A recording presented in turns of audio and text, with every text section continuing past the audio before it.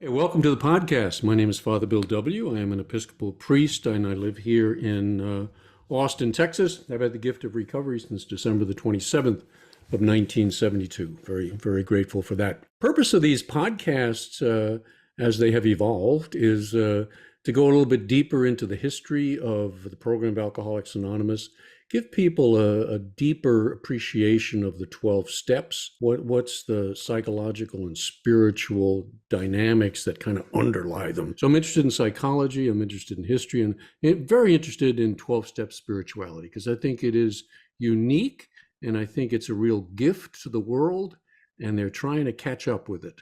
So I wish them well. Encourage you to visit our website. It's titled Two-Way Prayer, and that's a form of prayer and meditation that was done in the very early days of AA, got lost, and now it's found. So you go find it and see if it can't be of help to you. A lot of people struggle with prayer and meditation in the programs, and it's really so much simpler than sometimes we make it out to be. So do that, and you'll be in good shape.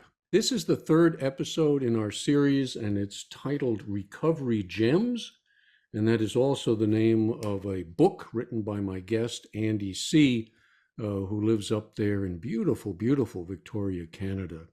And there's a link to Andy's book that will be in the show notes, also a way to contact him, sign up for his blog, and take out his laundry, and do all sorts of things and get to know Andy. He's a really good guy. He's been sober since 1977, active in 12-step recovery ever since, and very active in helping his fellow attorneys find their way to sobriety. So Andy, welcome back to the podcast.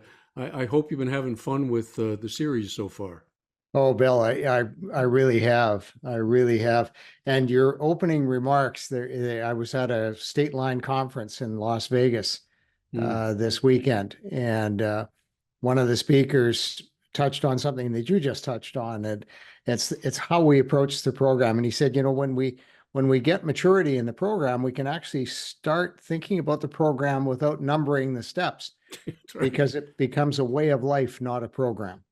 And I thought that was just a beautiful little insight that you touched on in your introduction, that this is a way of life. Yeah. Well, my program, as you know, my program changed radically when I was 20 years sober.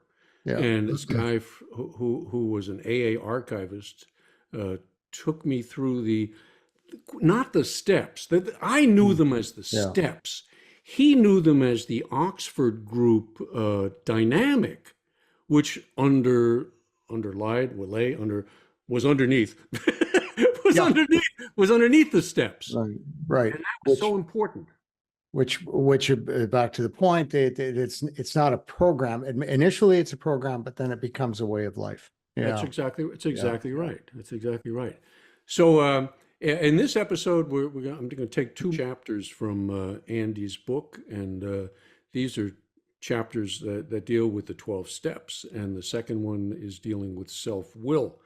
And since self-will causes us a lot of problems, I'd like us to begin with that one. And Andy starts that little section of his book off with a couple of quotes.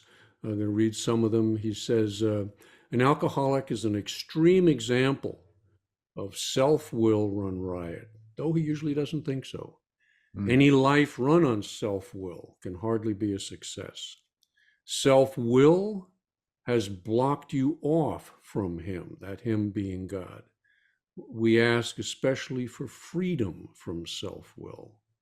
So what's this self-will thing all about, Andy? It's it in the meetings and in from the podium and in the program, 12-step programs, it's probably the most quoted phrase, self-will. Mm-hmm. But it's interesting. It's such a misnomer, because we talk about self-will and it sounds like our choice. It sounds like it's volitional. I choose to exercise my self-will.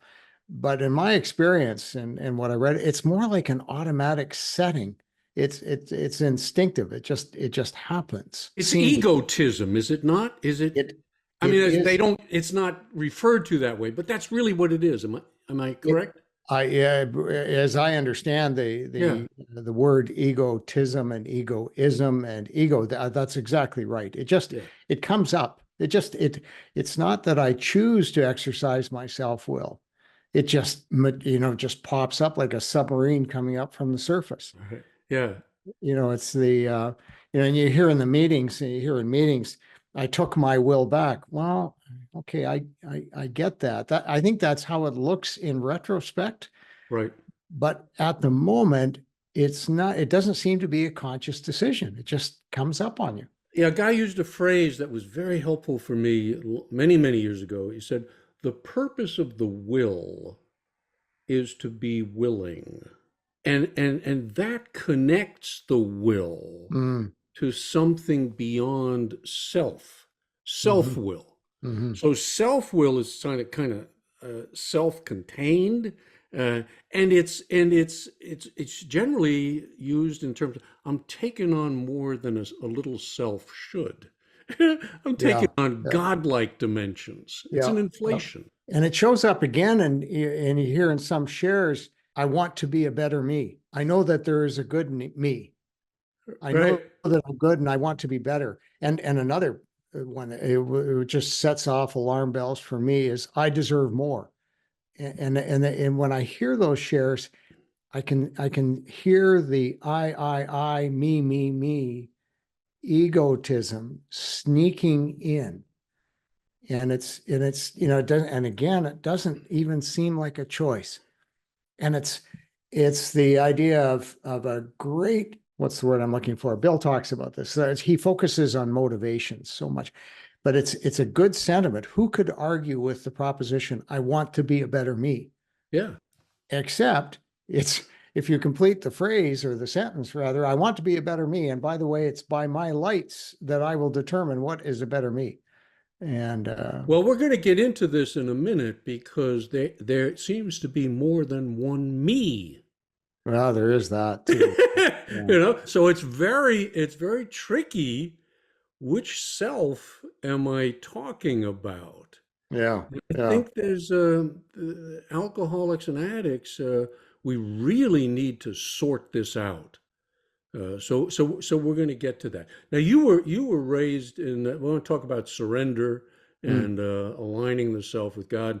I think you say in your book that you came out of an evangelical Christian background and you gave your life to God. Yeah. Then you gave your life to God, and then you gave your life to God, and then you gave your life to Yeah. God. Yeah. You kept taking it back, and but this changed when you came into the program. Talk about that.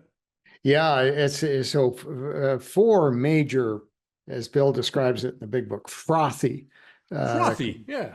frothy conversion experiences. White And lights and everything, Andy, or voices from God. Yeah, it's just oh, yeah, good. Well, I'm still into that, so there we go. yeah. No, I joked that I was baptized so often that I started to have water on the brain. Um, but all four went away. All four went away. And back to our earlier talk about Right. self-will, the ego just seemed to rise up, and Yeah. they were assisted. The first one I discovered marijuana and my ego, and the second one hash. Third one, it was the 70s, so it was designer drugs. Well, not very designer; they're pretty amateur, but some good drugs. It was the 70s. Hmm. And then the fourth went away with alcohol. That's when I discovered booze. I never looked back once I discovered booze. Hmm. The mother load I was home. Um, but then I came into the program, Yeah. and I remember when my first meeting, and I heard the podium speaker say, reading from How It Works, God, may you find him now. And I remember, oh Lord, oh geez, Here gee we go again, huh? willikers. Yeah, here we go again. I'm going to get some excitement. It's going to be, a big thing, and then it'll just die away. Oh, excuse my French. Oh shit. We speak it. We speak it here. Yeah. And then I looked up and I saw the slogan on the wall, easy does it. Hmm. And I thought, okay, this time we're going to easy do it. And as I joke that, which is not really a joke, but I joked that that led to my program life, which is take a step every 5 or 6 years. Oh, is that what they were doing up there in Canada? Yeah, yeah, Oh yeah. my God. It's really cold, so we tend to move. No rush through this thing, huh? Yeah, but I'll just dwell on that for a second because I think there's a useful point in there.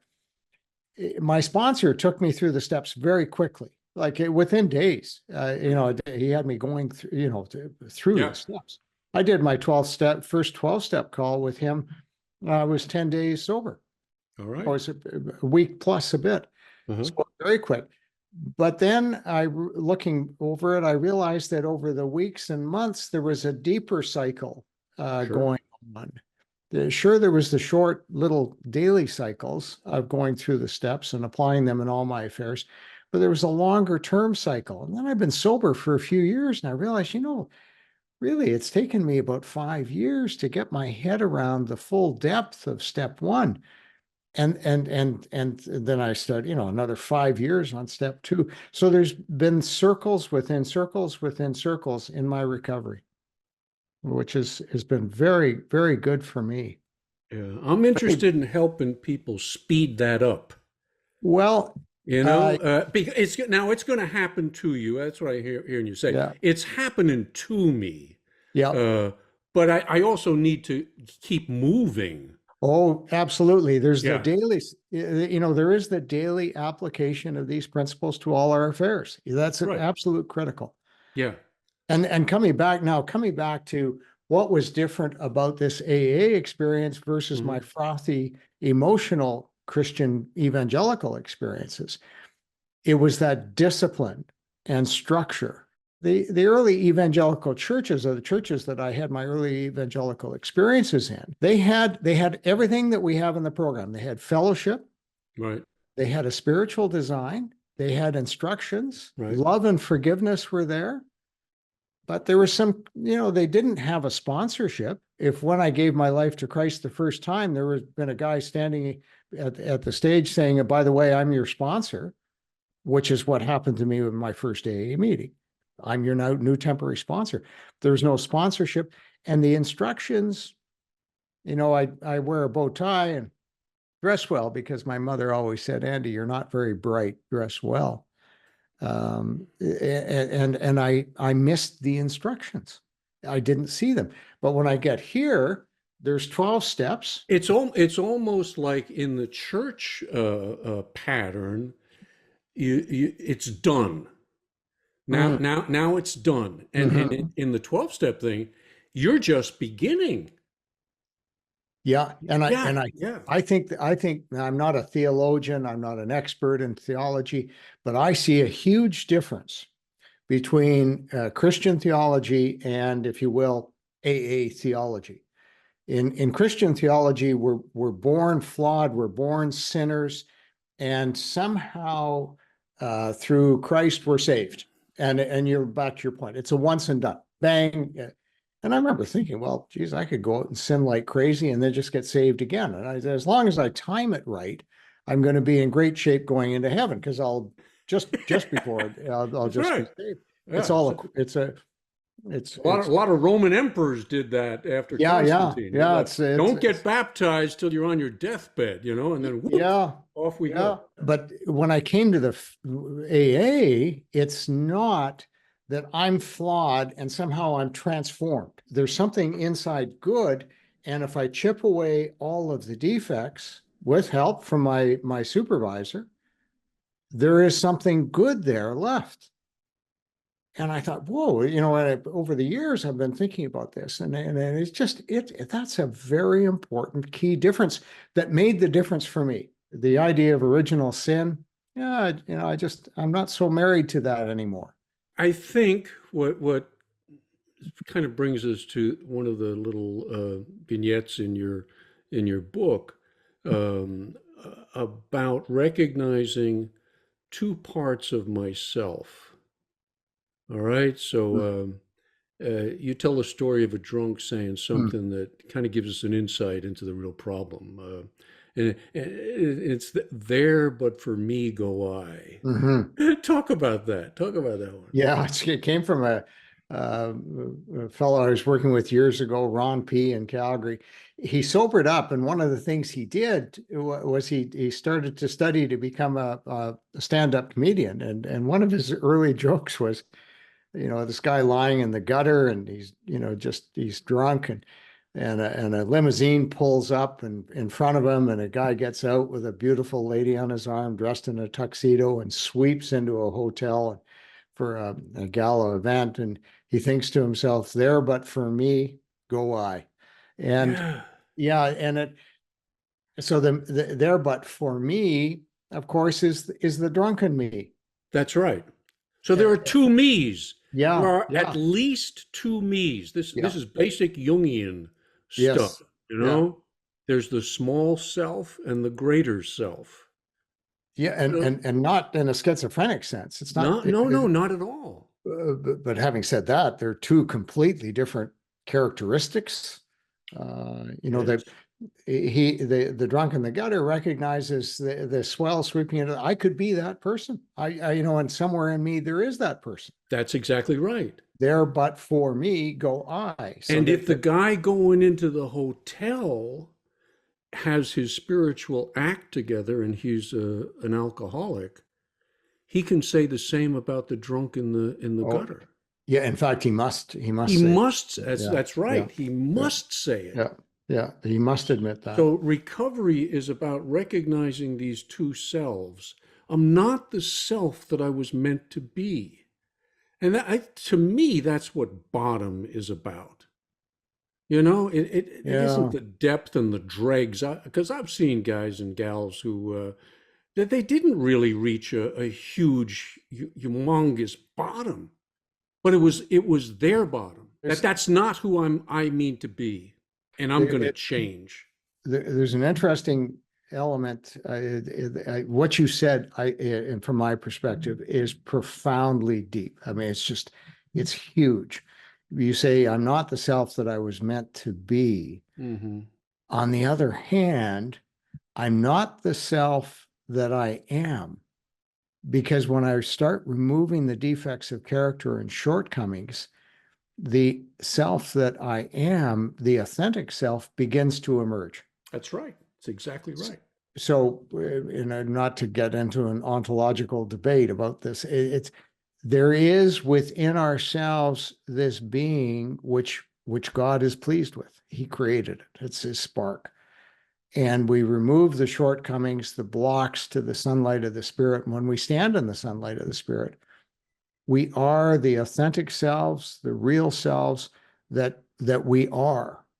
And it's so the coming into being is in fact removal of elements of our character and characteristics of ourselves that are impediments to the unveiling of the authentic self. Which is what half of the steps are about. Right, right. Steps what, 4 through 9 are the correction phase, chipping away at the falseness. Yeah, well, I could, You I know. could, I could throw 3 and 2 in there as well.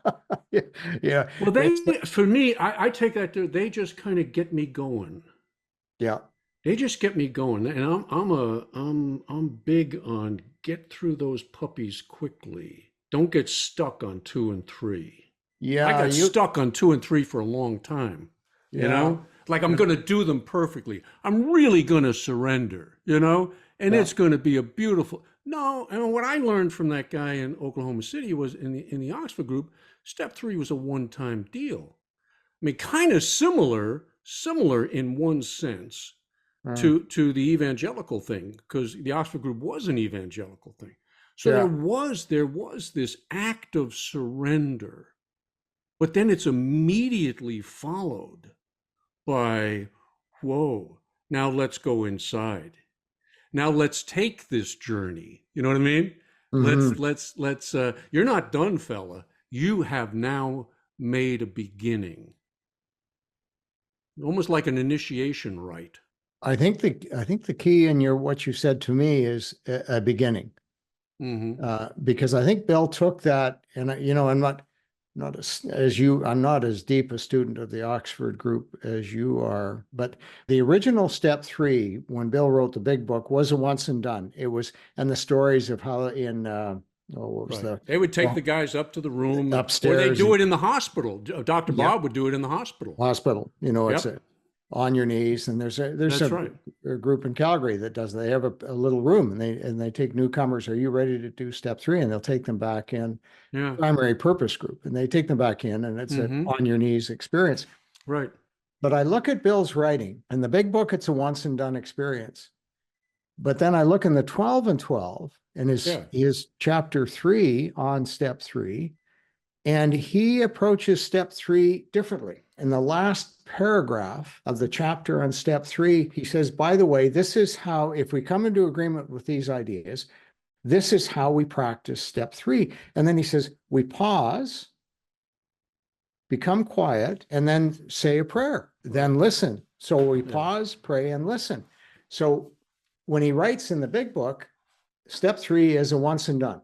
That's it. That's the way it is presented. That's right. That's right. But by 1951, when he's writing the 12 and 12, the instructions for step 3 are different. It's an ongoing process of stopping, turning your mind to God, and moving ahead. See, I would put all of that in 10, 11, and 12. Yeah, I know. The dynamic. Yeah. The dynamic. The process is the same. So you wind up arguing over words. My thing is get people moving. I look at step 3 like getting married. Yeah. You do it once and then you live it out. Oh, I agree that. You live it out. And Wilson's right. It's going to get deeper and deeper and deeper. And that goes back to how my program has unfolded, that it's a series of circles going through, and back to an earlier point, we're not numbering the steps, but applying all of these principles in my affairs every day. Quickly. But then there's another circle, which is a week, and there's another circle, which is a month, and another circle, which is a year, and then 5 years. Just keep drilling down. That's right. Drilling down into myself as well. Exactly. Yep. What the big book said, what the great reality is within. Yeah. And that's where you got to go. It's that journey inward. Yeah. That is then reflected outward. Right. It has to be hand in hand. Yeah. Yeah, you got to give it away so that you're not just meditating, on deep, boom. It's all good stuff. Yeah. But if you're not then carrying that out into life. Yeah. This is Richard Rohr's things. What was it? Contemplatives in action. Yeah. That's the name of his joint. You're in Texas and I'm from Alberta. That's oil country. And oilmen drill a lot of wells. Mm-hmm. And the process of drilling a well through rock is the process of grinding out rock and then circulating up out of the well bore. And that's what we do. We keep usually applying the steps like a drill bit, and they just grind and grind and grind. And then there's this fluid circulating up to take away the rock that is unneeded. Yeah.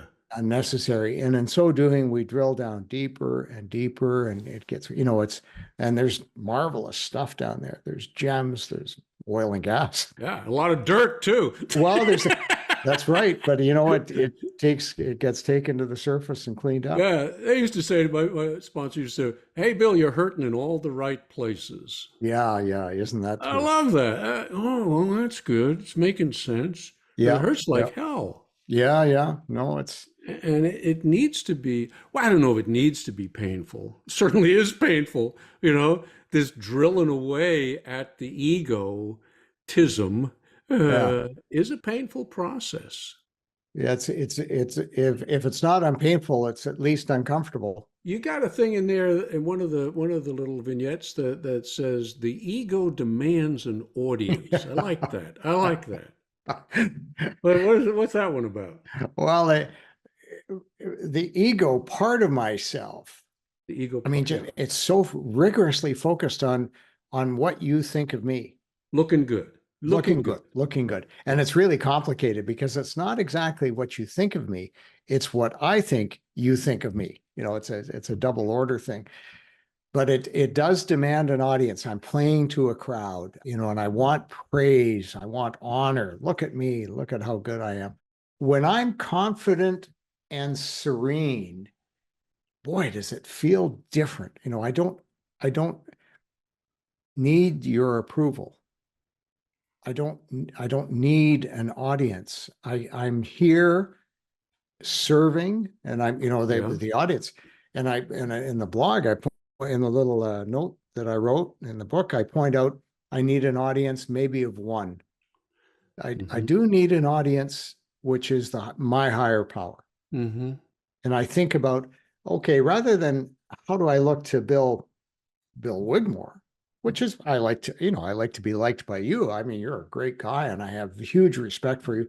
I would like As you well to, you should, Andy. as well I should. Well you should. and I would like to I would like to be well thought of by you. Right. But when I'm in the right place, in the zone, as I talk about, Yeah. then I'm saying, how do I look to God? Right. Is God pleased with me? Which is, it's another one that I wrote about, that expression, how do I look to God? There's double meaning, double entendre, that phrase. How am I looking to God? Am I looking to him through the day? But the other is, how do I look to God? My Am I audience. connected? Am I connected? Is the flow? Talk about the zone. Let's get into this zone thing. Yeah. Am I in the zone?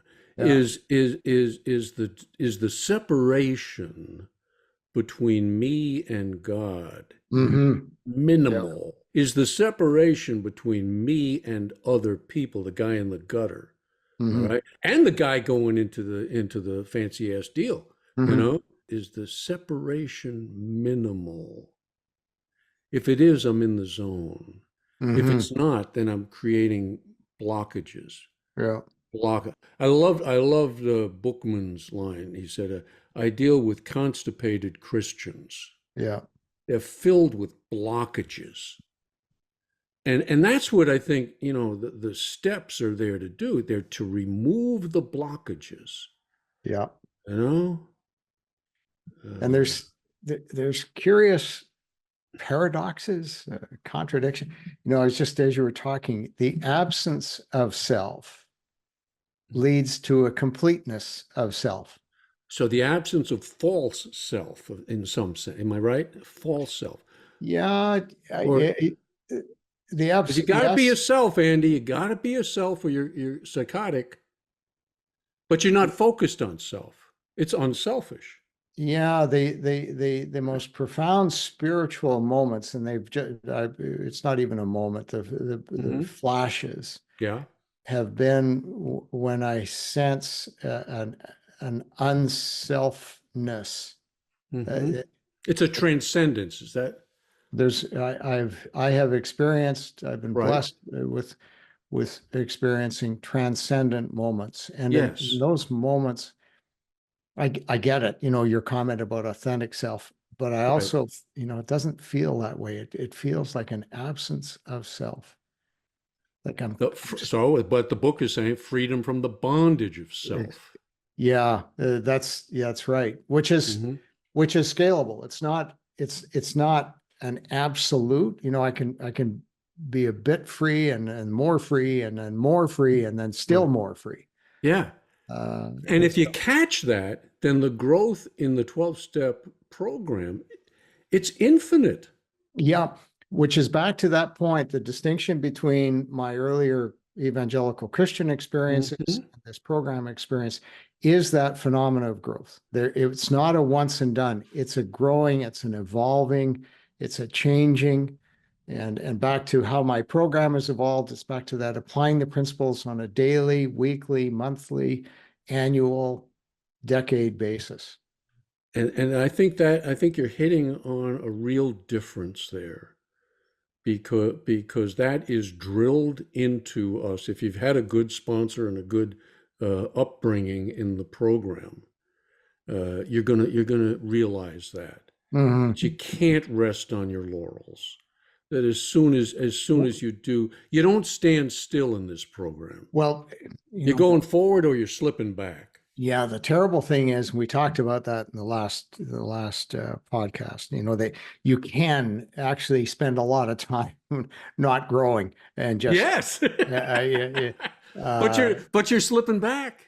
well, you can even stay at the same level. You just wander I don't around. believe that. I don't believe that. I think you're Yeah. slipping back. No, You're I constantly slipping back. no. Well, I've gone through periods of my sobriety where I It's a was not. long ass slip. I Yeah. mean, Well. it can go on for months, years. Yeah. But there's Yeah. a deterioration that's happening there. Yeah. I get that. There's a lot of talk in the rooms, and you're focusing on this, that you're always slipping back. I have had periods, and I've seen periods of where I'm just wandering around. Like I've climbed up to a mesa, Right. and I'll just wander around that mesa for a long time. Yeah. And I just, it's, I'm not, yeah, But yeah. I'd go back to let's go back to being two parts. Mm, Part of me is up there on the mesa looking good, doing fine, everything's going rosy, it's all good. mm. But there's a spiritual part of me that is not being fed up there. Oh, well, yeah, that's, You see? and that, yeah, yeah. Yeah, and that's the part that's going backwards. When I'm working with guys, the reason I push against it, it's always going backwards, is that complacency is that unwarranted self-satisfaction that it can just leave you sitting there, not growing, and it's just, you're stuck. And Yeah. eventually you'll drift away from the program. And maybe that's what you mean by going. That's what I mean. You've already left. Part of you Yeah. has already left. So if you mean by going backwards, it can be a long period of stasis, but then eventually it'll decline. And, Yeah. And when I talk to people to whom that has happened, and to myself when I've caught it, and eventually, I can see I was slipping back. Yeah, I'm cutting down on this. I don't need that. I'm doing fine at a certain level, and that's true.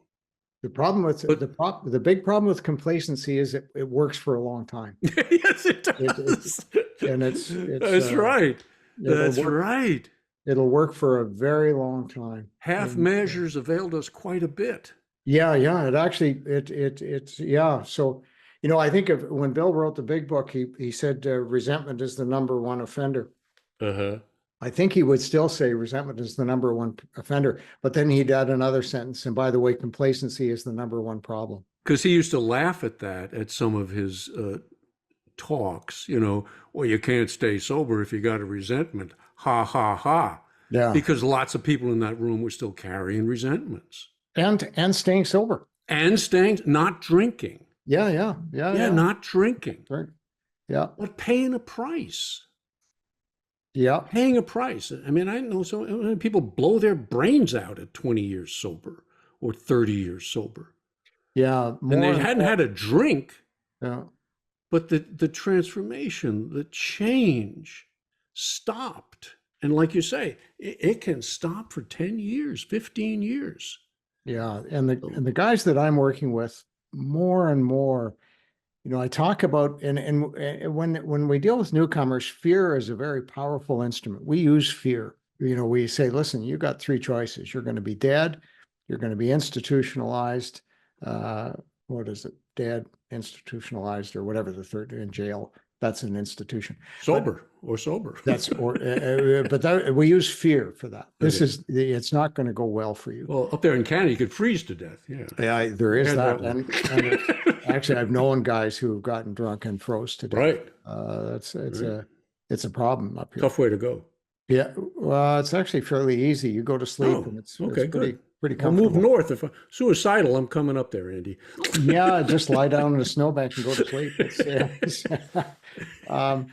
Even with your CO2, you get a headache first. You don't even get a headache. You just go to sleep. Where was I? I don't know. Where was I? It was good. I didn't mean to talk about. I remember what I was. Yeah, what I wanted to talk about was use fear with newcomers. Yeah. But more and more, especially after the guy's got some time under his belt, I said, I wanted to start talking about the hope, the future. Yeah, okay, you're sober, but there's a lot more. It can be a lot better. There's a lot, to your points about, the authentic self. You can discover more about yourself. Right. So it's the balance of fear, but you can be better and do better and feel better. It's I've always wanted to invent step 1.5. You mm, know, there's a hopelessness in step one. To me, mm, that's the ultimate message of step one. The ultimate message of step two is there's hope. yeah, There yeah, is hope. yeah, Came to believe, came to hope that a power greater than myself could get me out of this mess. yeah, yeah, You yeah, know, yeah, yeah, yeah. very No, important, very important. Dry spells. Let's talk about dry spells. We kind of sure. started getting into that a little bit. Yeah, Um, but it just is part of the package, isn't it, of spiritual growth? it seems to be. Yeah. I don't know why, but it's certainly been my experience. And I was going through a spiritual dry spell a long time ago with my first sponsor, and I was just saying, geez, I don't know what's going on here. Hmm. And he said, read a psalm every day. And it turned out to be a stroke of genius, because by reading a psalm every day, I was maintaining the habits of spirituality, spiritual life, whilst I was going through this dry spell. That was an important lesson to learn. But in reading a psalm a day, I began to see that these psalm writers, and these are the spiritual giants of the Judeo-Christian tradition. I mean, these are the big guns, and how often they use expressions like, my God, you have forsaken me. My Right. God, my heart pants for you like a deer in the desert. My God, I'm in trouble. I'm in pain. Please, God, come near me. God, where have you gone? These spiritual giants, as I say, the big guns, they went through the same thing. And Right. I thought, whoa, I'm I'm not I'm not bad. I'm not wrong. It just seems to be part of the process, Right. which is Yeah. just so. I don't look forward to dry spells, but I understand. The expression "nothing comes to stay and everything comes to pass." Um, if I maintain the spiritual disciplines, I have to keep on walking. There's a big hero of mine, and one of his favorite expressions is, if you're in the valley of the shadow of death, if you're in the valley of the shadow of death, the worst thing you can do is stop. there's, there's That's right. lots of things you can do. Keep on walking. Well, yeah, exactly. Even if you walk backwards, go back to the pain you had, Uh-huh. but it's better if you walk forward. Right. Just keep walking, keep prayer every morning, keep praying every Yeah. morning, have a And period of meditation. and don't be too hard on yourself. Yeah, that's true. You will find as you go through this process that you will not be hard on yourself. Yeah. But it's just that those habitual, Right. they They're going to come. The dry spells are they going to they come. I are. mean that any spiritual teacher is going to impress that on his or her students. Yeah, yeah, Be ready for it. yeah. It's going to come. It's going to Just come. as you say, be prepared. And when And as you somebody, say, keep up the practice. yes, yeah, Some of the best. There was a time when I was going to the gym and in pretty good shape. And you hit those plateaus like you said earlier. hmm But if you will push through, hmm some of the best stuff is gonna come there. If I'm doing my morning meditation, my two-way prayer, and yeah, and I'm stuck, and it's dry, dry, dry. If I will bring that dryness to the prayer, my best responses have come through that honesty, that step yeah, 10 watchfulness. I'm dry, yeah. like in the Psalm, you know? The And then it comes. I'll leap ahead to my second book, which I play tennis, and the tennis players, they practice a lot. The good, if you want to improve, you practice a lot. And I talk about a lesson I learned in tennis, and my coach said, if we can just change the small element of your forehand, you're going to have a much better stroke. And I could see the sense of what he was saying, and I watched other players doing the same thing with that small adjustment, and I thought, yeah, that works. But it was hard to change my tennis stroke. It took a lot of ball machine and hitting the wall, and just thousands of balls. And even after all that practice, in a game moment, a moment of crisis, when I was struggling, I would revert to the old ways, and it was hard. And I'd get down on myself, but I came to realize, no, just push through it. Keep the practice, and keep practicing. And eventually that new way of thought becomes the go-to, the default solution. Right. And the same thing happened with my sponsor, just like a tennis coach. He said, listen, let's just change your approach. Instead of automatically thinking what I should do, what I think is best, try to discipline yourself, the habituation of the thought of God. Just try that. Practice it on small things. It worked really well. But then in a moment of crisis, it hits, and I get angry, and I default to the original, the old ways of doing things. But it's there. But that habituation is over the years. It's there too. Yeah. It is there if it's there. Yeah. If you have not habituated, it will not be there. Right. And it's kind of happening to me. If I stay the course, I mean, you and I have stayed the course.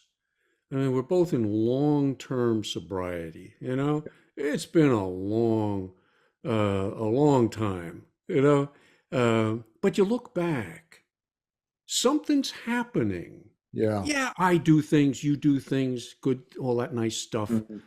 But something at a much deeper level is happening, as the wearing away, as you referenced earlier. Something's getting uncovered, and it's shining. It starts to shine through. Hard to put a handle on it, but it's and the metaphors get complicated. You're talking about shining through, and that happens. But there's also a shining in, the sunlight of the Spirit. That's right. That's right.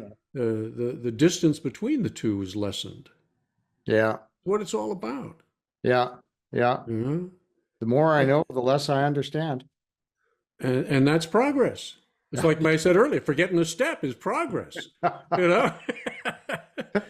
It's become counterintuitively. Counterintuitive. That's right. Right. Let's see how we got here. You got a quote from Bill Wilson where he says it's like building a house. Yeah. Talk about that. Yeah, it's my favorite. Talk about it for you. Yeah. So Bill talks about building a house, and the first thing you do when you build a house, you pour a foundation, a concrete slab on which to erect the house. And he describes that. He said, that was my stopping drinking. And that was my experience. I stopped drinking, and then I stopped. I stopped drinking, then I stopped. I didn't practice all these principles. I didn't continue to grow. And I was not drinking, but living on a concrete slab, as Bill points out in that article, or that talk that he gave. It's very uncomfortable. You're on a concrete slab. You're exposed to the weather. You have no protection. The heat, cold, wind, and rain, snow in Canada.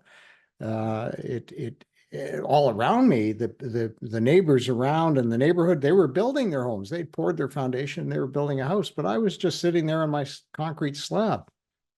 And then the storms started to blow through. And finally, they will come. They will come. The weather's going to happen.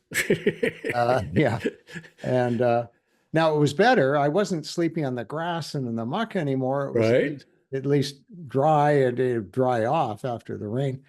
But the storms come through. And so I watching my neighbors, people in the program around me, listening to my sponsor, I finally picked up the tools and materials of the program and built a small room.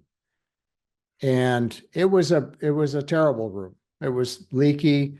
The joints didn't fit. It didn't. It was a terrible little room. I didn't know how to use the tools, but it gave me some protection. And then every once in a while, another storm would blow through, and then sitting in my little room inside on the concrete slab, I think, well, okay, there's a leak. There's a leak. I should tighten this up. And the storm would pass.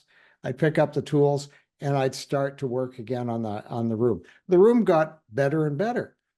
And then I started building other rooms. And every time a storm came through, I would improve, would show the flaws in the earlier construction. I could pick up the steps. And then I learned that I have an architect, my higher power. And he'd say, well, no, that's a really dumb design. Let's go this way. And sometimes I ignore him and build a terrible room, and I'd have to undo it and go live with that one for a while. Yeah. That's right. And the house just got better and better and better. Yeah. And it weathered bigger and better storms. Now, once in a while, a storm would come through and just rip the roof off. Okay, fine. I got to put a new roof on. But that's the nature of a house. But the metaphor, in my experience, became magical after I had a good house, that I could improve the home without storms. I could, I sit in my front porch and think, it'd be nice to have air conditioning. I don't need air conditioning. It says it would be nice. It'd be nice if I had a carburetor. It'd be nice if I had an electric door, garage door opener. And I started adding these things by continuing to work the program and practice the principles in my life. So starting with a slab, really uncomfortable, but the discomfort led me to build a small room. And then the storms led me to improve the room and build out the house.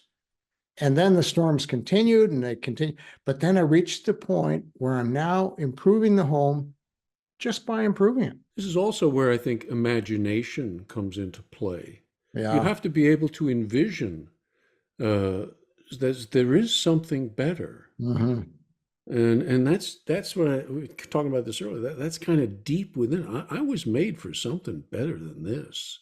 Yep. Let's move towards it. Yeah, which is the hope. That hope. Step two, and the hope. So we introduce the newcomers with fear, but then immediately step two, we start to talk about hope. I want to talk about just a little bit. You mentioned this somewhere in the book about experimentation. Yeah. And when I read a lot into the Oxford group thing, that was big. Mm-hmm. That was big. I wonder if we've lost that. It was like, okay, now we're going to run you through, this is when AA comes along, we've got these holy steps or something that I got to take my shoes off to climb them. They're so sacred. No. We're just going to peel away the garbage. Yeah. That's what we're going to do. And it's an experiment. And if you will join us in this experiment, is it possible there could be a God? I mean, that's the Dr. Bob deal, with that he doing the. Is it possible there could be a God? Yeah, it might be possible. Okay, good enough. You done 2. Now hit your knees. 3. Yeah. Now, off we go. Get them through it. That it's an experiment leading to what? Leading to this spiritual experience, the spiritual awakening, which is what we're heading towards. I think you're touching on, from my perspective, a huge part of a huge problem. Actually, we've become we say often that AA is not a religion. It has none of the trappings of religion, but it can become that. And I think for many of us, it has become that. Right. You look at a group. Your typical AA group that's been going for a few years or decades in some cases, and try to change, if I'm using this word right, but the structure of a service would be the liturgy of the service. Yes. Try to change the process or the order of a meeting. We'll shoot you. You will be shot. We'll shoot you. That's right. And then That's right. we'll take your body and it'll be drawn and quartered. That's It's right. and it's just so we have meetings. Well, individuals ossify, become fossils, That's right. and meetings become fossils. That's And right. at a structural level, the big book is, one of Bill Wilson's fears was that the big book would become The like a Bible. Bible that, 100 years from now, we will have yeah, chapter 5, verse 27. yeah. You And know it. that was not a hope, that was a fear. Yeah, And that's right. and this they had the idea. I mean, they were walking in uncharted territory. I mean, it's just Uh-huh.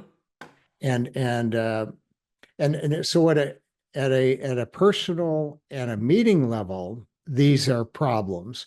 And AA as a whole, I think is suffering a bit from this, not a bit, it's suffering from this problem. Yeah. Looking back to the 30s, 40s, and 50s, AA, we were the leaders in recovery. We reinvented recovery. We changed the whole dialogue around addictions. But now we've become the laggards. If you want the latest research on recovery, you don't go to AA. If you want the 12 steps, sure, it works. And there's now scientific evidence to show that it works. There's detailed, huge studies that have been done, but you don't hear that talked about in the meetings. You do if you go to, you do if I'm at the meeting, because you're going to hear about the Cochrane medical studies that have blown the doors off any objection to AA. Say, listen, this stuff works. Yeah. And then a discussion about why it works. That researchers are discovering, okay, here's the hows of 12-step recovery. This is we're beginning to understand deeper how it works and why it works, which means we can bring these lessons back into ourselves. But back to the main point. No, that's a very important point. That's a Yeah, very important point. but we've lost at its root, we've lost this sense of adventure. Right. We've lost this sense of adventure in recovery. Right. Yeah. Uh, And if we're not able to present new people with that adventure, yeah. yeah. I've worked with guys, it's like, since they were 14 years old, they were in adolescent treatment. They were in 15 treatment centers. Yeah. And you're going to hit them with the same stuff? Yeah. I've been through it. It's like you with the church stuff. Yeah. Is this the same stuff? Yeah. No, it's not the same stuff. No, it's that most people don't get the stuff. But there are a number of people, who do get it. That if you really understand what's happening psychologically, spiritually through the 12-step process, it's dynamic, it's alive, it's transformational, it's psychic change. Yeah. It's all of those things. Yeah. And it's exciting. And it's all of those things and more. More. But it's tough. You talk about it's discipline too. It does take something. And have we watered it down too much, so much, just to make it palatable for people? Yeah. Don't worry about that. Oh, it's okay. Don't worry about that. You didn't drink. That's the big thing. Yeah. You know what I mean? No, you got to change, buddy. In a sense, it's a scientific approach to spiritual living. And scientists are very disciplined. Yes. The laboratories have to be clean. The instruments have to be calibrated. They have to track and measure what they're doing. They compare notes with their other scientists. It's a very serious business. Yeah. And I think a lot of what we see in the rooms today is lacking that serious discipline, the seriousness of science. Many, I think a lot of them haven't grown and applied the steps and the principles in all their affairs. They haven't done them.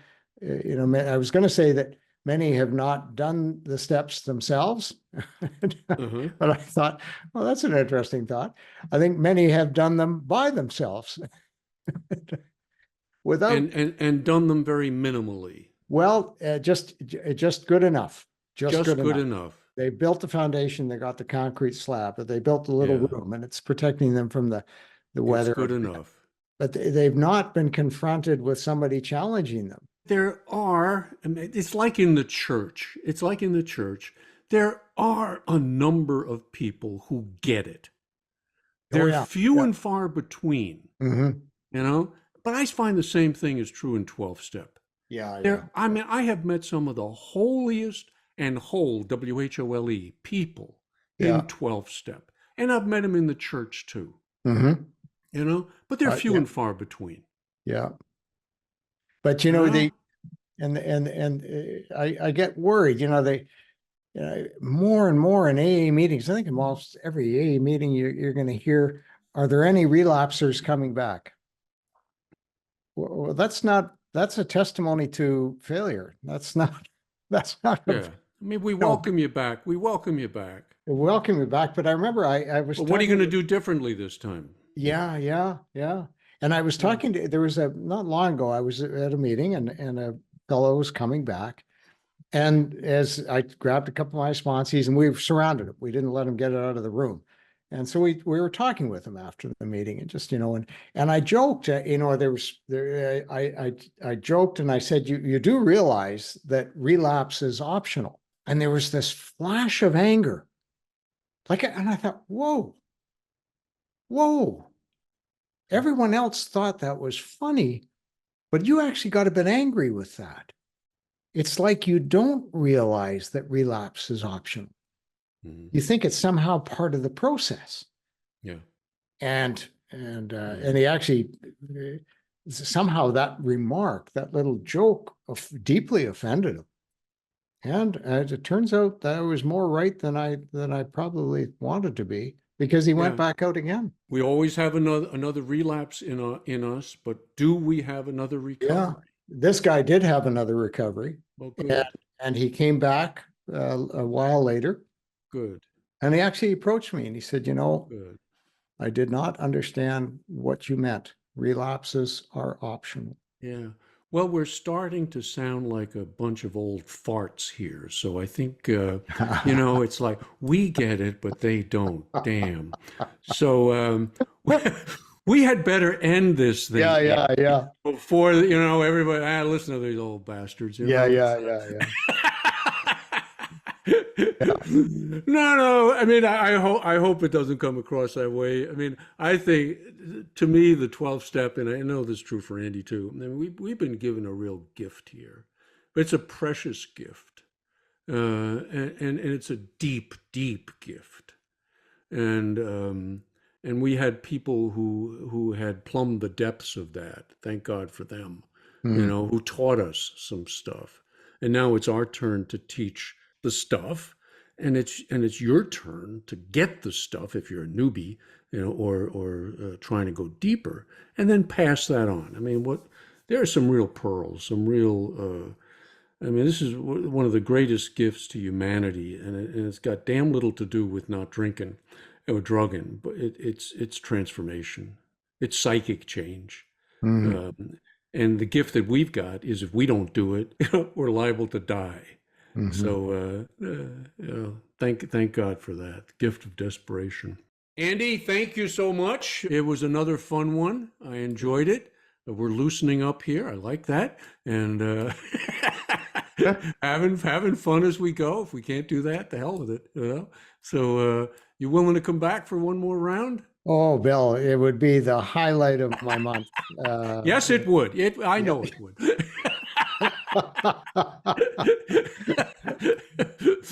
Well, we will have a highlight next week, so we'll pick a couple more chapters and try to find some gems in there. Yeah, So yeah, yeah, yeah, I'm yeah. looking forward to it. So I thank you, Andy, for sharing with us today, freely, openly, and I thank you guys for listening. Hope you hit some stuff that was going to be helpful to you along the way. Keep coming back. This thing really, really does work. Amen. Thank you, Bill, for all that you do and all that you are. All right. Thanks, buddy. Bye-bye.